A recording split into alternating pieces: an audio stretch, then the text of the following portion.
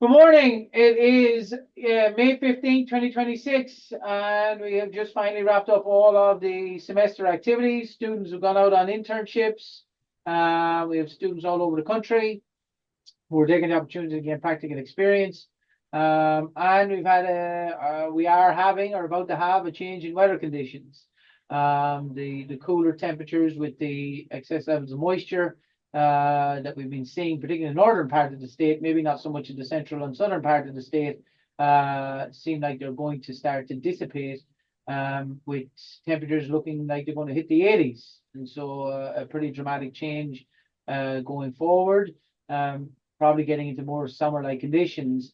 I would say one thing to keep an eye on is that there is discussion that the upcoming weather pattern is going to be controlled by El Nino, and they are talking about an extremely strong one.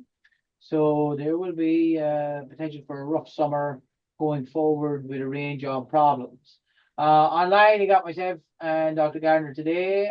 The rest of our colleagues are caught with a lot of activities trying to get this semester wrapped up. Dr. Gardner, have you a weed science update? I do. But you have to let me share my screen. And even though we didn't have many people on, I still managed to screw it up. Carry on, Dr. Gardner. All right, here we go.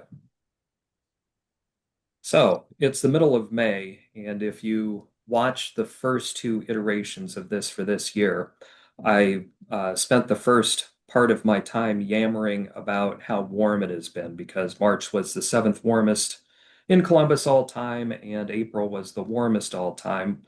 And I showed a picture that looked something kind of like this that showed that crabgrass was two-leaf stage. This was 2 weeks ago. Well, the month of May has started significantly below average. We're about 6 degrees below normal for May at this point. And so the crabgrass has basically been on pause and almost back to where it should be in its growth stage. But it is, as Ed pointed out, about to get warmer. We're going to see a pattern shift in the weather that's going to result in temperatures. I think we have lows forecast near 70 degrees coming up within the next week and highs near 90. And so that will cause all of these little two-leaf crabgrass plants to become bigger in a hurry. So when we talk about crabgrass, hopefully everybody has made an attempt to control that with a pre-emergence herbicide. If you have not, wild dithiopyr is effective for the control of crabgrass post-emergence as well as pre-emergence, but post-emergence up to the two-leaf stage, we're probably getting pretty close to the point where that might not be a great idea. It's not to say that your control will drop to zero when that third leaf comes on. It's just it will become less effective for that purpose. Um, You'll still have the pre-emergence barrier, but the crabgrass that's there will only be partially controlled. And so an option to consider is to either wait and control it with post-emergence herbicides, or another option that you can use is to tank mix prodiamine with quinclorac. And I have found in my research that that can be quite effective all the way up until June 1st, when you have several leaves on the crabgrass plant. And so that is something that you can consider. I've received a lot of calls and questions about grasses other than bluegrass, ryegrass, and fescues growing in lawns, and what are those? Um, at this time of the year, early spring, a lot of those off-type grasses get up and start growing, come out of dormancy a lot quicker than the grasses that we try to grow and maintain. And so they tend to be very noticeable at this time of the year. A lot of lawn surfaces actually have not a pure stand of the grasses that we intend to grow. There's usually a small percentage of these other grasses that are just there naturally. It's just, in the middle of the summertime, you don't really notice them. They blend in. But since they get up and they start growing earlier in the spring, a lot of them, they're very noticeable right now. Some of these can be annuals, but even the perennial ones, by and large, they become a little bit more benign and innocuous as time goes on. Some exceptions to that, though, are Poa trivialis, rough bluegrass. So this is the one that produces that lighter yellow cast in the turf. This is one that, depending on where you are, you might seed this on purpose, like for dormant seeding of warm season grasses, or it used to be recommended widely in this part of the country as a grass that was thought to be a better option for what we would call cool, moist shade. And then we were supposed to use fine fescues for drier, warmer shaded conditions. But rough bluegrass, for the most part, tends to be more of a weedy problem for us. Another one is creeping bentgrass. Both of these are stoloniferous. Bentgrass produces a more stout stolon. Both of them have relatively tall ligules on them. So those are two things that we see in common with these two. However, if you look at other structures between bentgrass and rough bluegrass has a pointed tip, or rough bluegrass has a boat-shaped tip. Creeping bentgrass is pointed. Rough bluegrass, when you look at the leaves, what you do is you take the youngest leaf, you pinch it off, and you look at it edge on. Rough bluegrass leaves unfold, whereas creeping bentgrass leaves unroll. And then if you look at the leaf up close, the rough bluegrass has a distinct midrib, but then the venation is relatively smooth, whereas on creeping bentgrass, there isn't a midrib, but it has fairly coarse venation. Again, these are two grasses that produce a lighter color in the turf. They just don't look the same as the bluegrass, ryegrass, and fescue that we're trying to control. And so I get a lot of questions about, what are these and how do I get rid of them? Spend some time talking about rough bluegrass because that's the one that I'm getting more questions about. And the concerning thing is that yes, there are selective herbicides that are registered for the control of rough bluegrass in other cool season turf grasses. There are some complications associated with that, though. So this product, Velocity Bispyrobacter sodium, it's registered for the control of annual and rough bluegrass. It is registered for use on golf courses, athletic fields, and on home lawns. Here's the tricky thing. It's quite safe to perennial ryegrass and tall fescue, but most people are not growing just perennial ryegrass or tall fescue. Most people also have Kentucky bluegrass. And depending on the cultivar of Kentucky bluegrass, velocity can also cause substantial injury to the Kentucky bluegrass. And so the use of this product is kind of tricky. Also, it's a little bit more expensive, and you have to apply it on a program, several applications on a time interval in order to get effective control. Does the product work? Yes. But if you're a homeowner and you're watching this, there's a reason that they make it a little bit more difficult for you to purchase it. The container that you can buy, it's quite the investment, and it covers a lot more area than a standard residential property. So you're going to have to buy far more of it than you're ever going to use. But again, the other thing is that the use rate is really low, and you have to be very precise with the application. And so unless you have one of those backpack sprayers that can maintain a consistent pressure and you know exactly what you're doing, this is something that you should generally keep to, people that are paid to make these applications for a living.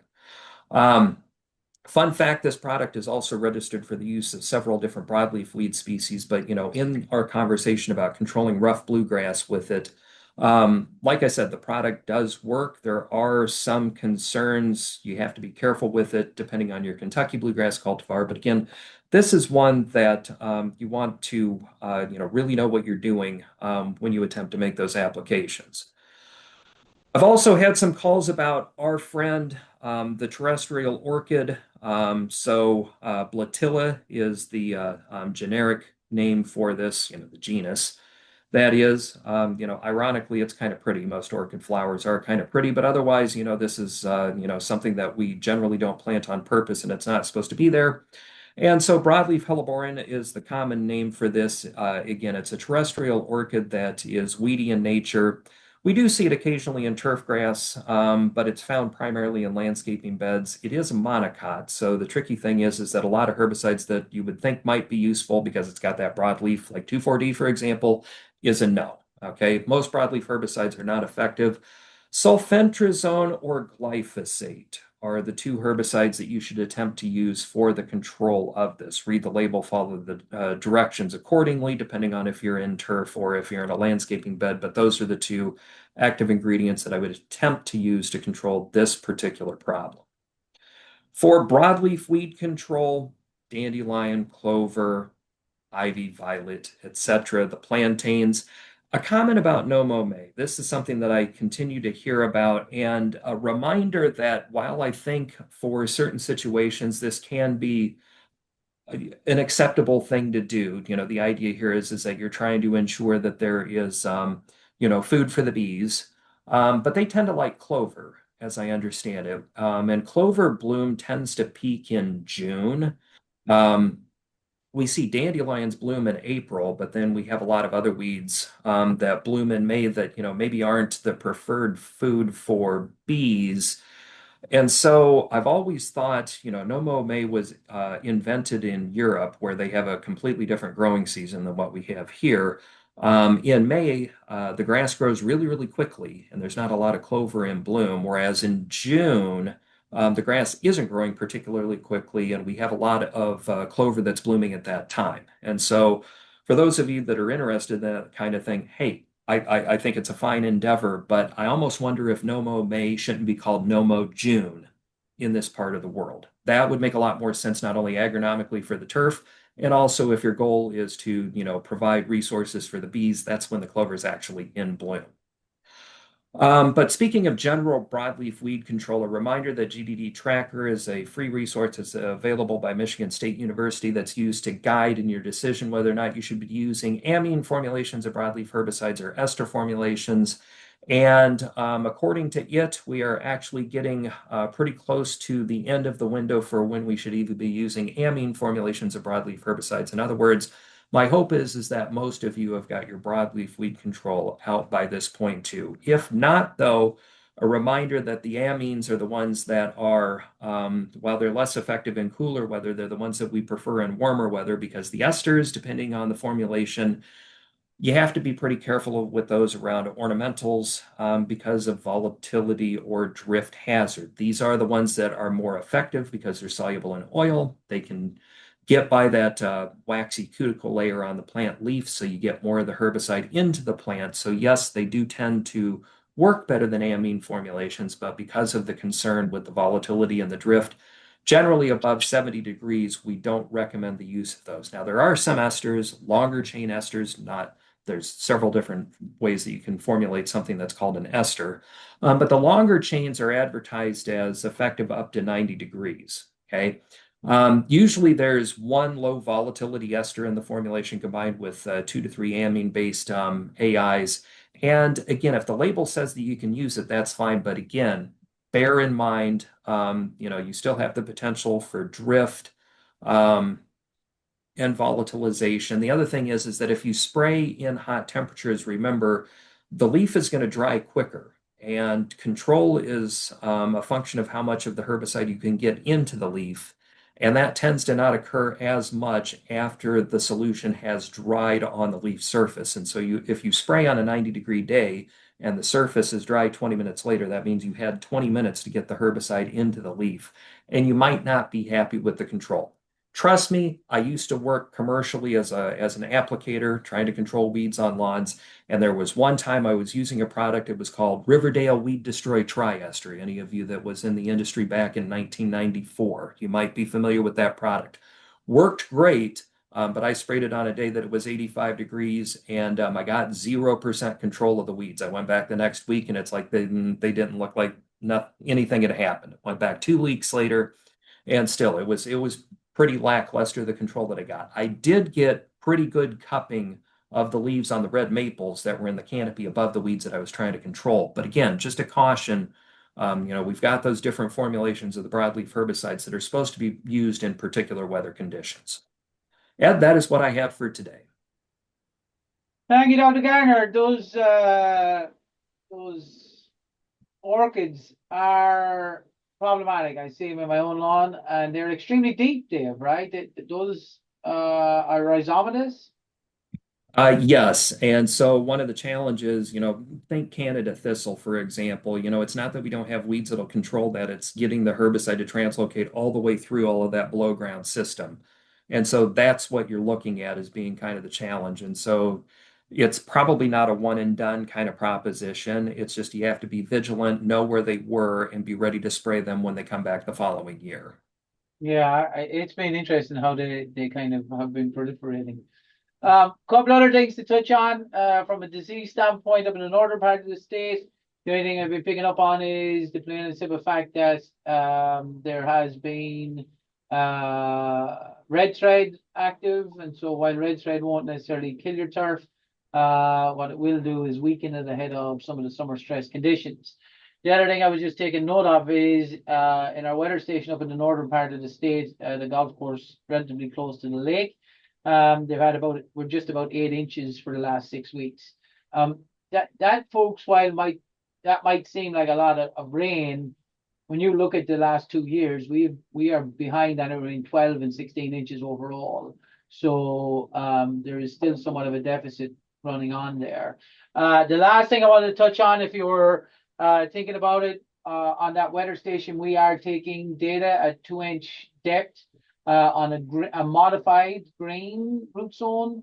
So not completely sand, but the averages have been sitting between 52 and 59 for the last 5 to 7 days. So if you're looking at making applications for some of those root-borne pathogens, it is most certainly time, particularly as the weather is going to start to pick up, staying with temperature.